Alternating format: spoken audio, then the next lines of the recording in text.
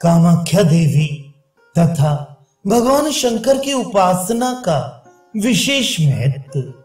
श्री महादेव जी कहती है, भगवती कामाख्या के शक्तिपीठ में जो व्यक्ति वैशाख की तृतीया तिथि को भगवती चंडिका की पूजा करके उनके श्रेष्ठ मंत्र का जप करता है, उसको करोड़ों गुना अधिक पुण्य प्राप्त होता है तथा उसका पुनर्जन्म नहीं होता। चतुर्दशी तिथि को शिवरात्रि के दिन रात्रि में मुझ शंकर की पूजा करके देवताओं के लिए भी दुर्लभ सर्वतीर्थ स्वरूप भगवती कामाख्या के उस शक्ति पीठ में उपवास करके सावधान होकर मनुष्यों को प्रत्येक प्रहर में सदा वहां स्थित रहकर परम भक्ति पूर्वक देवी की पूजा करनी चाहिए।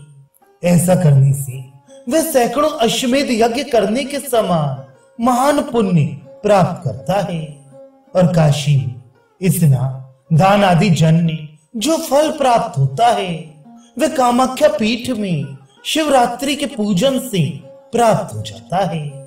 मुनि श्रेष्ठ, कुरुक्षेत्र में करोड़ों गायों का दान करने से जो फल होता है उससे अधिक फल उसे प्राप्त हो जाता है।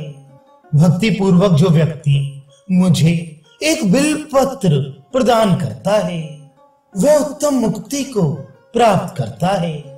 यह सत्य है, सत्य है, इसमें कोई संदेह नहीं है।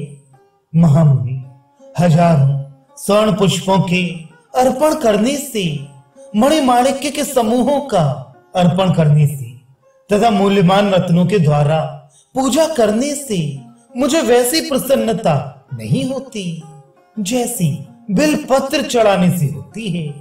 बिल्व वृक्ष के नीचे लोक कल्याणकारी भगवान शंकर की पूजा करके मनुष्य श्रेष्ठ सुरत्व प्राप्त करता है और उससे उसका वियोग नहीं होता। बिल्व वृक्ष के मूल में उत्तमोत्तम तीर्थों का वास होता है। वहां भगवान शंकर की पूजा करने से महापातक का नाश होता है। सभी लोगों के कल्याण के लिए सर्वलोकेश्वरेश्वर ब्रह्म रूप साक्षात रुद्र बिल्व वृक्ष के रूप में पृथ्वी पर प्रतिष्ठित है। मुनि श्रेष्ठ, इसीलिए बिल्व वृक्ष का मूल महापातक का नाश करने वाला तथा सभी तीर्थों से उत्तम है। महामते नारद गंगा, काशी, गया तीर्थ, प्रयाग, कुरुक्षेत्र, यमुना, सरस्वती, गोदावरी, नर्मदा तथा अन्य उत्तम तीर्थ सदा बिल्व वृक्ष के मूल में सन्निहित रहते हैं। ऐसा जानना चाहिए। वहां जो देव तथा पितर कर्म विधान पूर्वक किया जाता है वह निश्चित ही करोड़ों जन्मों तक अक्षय रहता है। ऐसा जानना चाहिए। जो मनुष्य बिल्व वृक्ष के नीचे देह त्याग करता है वह परम आनंद तथा ब्रह्मा आदि देवताओं के लिए भी दुर्लभ पद प्राप्त करता है। यह बिल्व वृक्ष पुण्यतम, श्रेष्ठतम तथा भगवान शंकर के लिए सदा प्रीतकारक है। इसलिए 3 पत्तों वाले बिल्व पत्र से भगवान शंकर की पूजा करके मनुष्य संसार के बंधनों से मुक्त हो जाता है। बिल्व फल भगवान शंकर के लिए परम आनंददायक है, जिसे समर्पित कर मनुष्य सद्या महापुण्य प्राप्त कर लेता है। मुनि बिल्व के पत्र तथा फल अन्यत्र जहां कहीं भी भगवान शिव के लिए महाप्रीतकारक होते हैं, किंतु पुण्य क्षेत्र काम रूप में इन्हें विशेष रूप से प्रीतदायक जानना चाहिए। मुनि आपसे अन्य क्या कहूं, भगवती कामाख्या के शक्ति पीठ से बढ़कर महापुण्य फल प्रदायक कहीं कोई दूसरा स्थान नहीं है। चैत्र मास के शुक्ल पक्ष में अष्टमी तिथि के दिन सर्व तीर्थमय शुभ लौहित्य ब्रह्मपुत्र नद में विधिवत स्नान करके उसके जल से जो व्यक्ति भक्ति पूर्वक जगदम्बिका कामाख्या देवी की पूजा करता है वह संसार के बंधनों से मुक्त हो जाता है।